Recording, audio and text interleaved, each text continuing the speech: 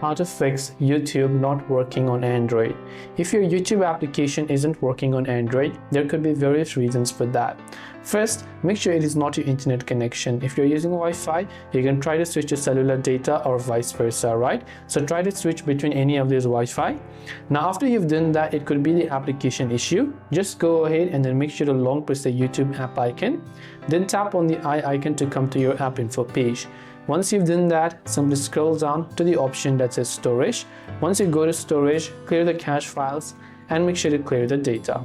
Once you've done this on your Android phone, you can also go to your Play Store, search for YouTube, check if it has an update, and if it does, make sure to update it to the latest version. And once you've updated it, it should most likely help you solve some of the previous bugs that still exist. Now, if it doesn't work still, then you can simply try to use YouTube from your browser instead. I hope the video helped you out. If you have got any further questions, feel free to leave them down below. Thanks for watching till the very end of this tutorial, and see you soon as always in the next video.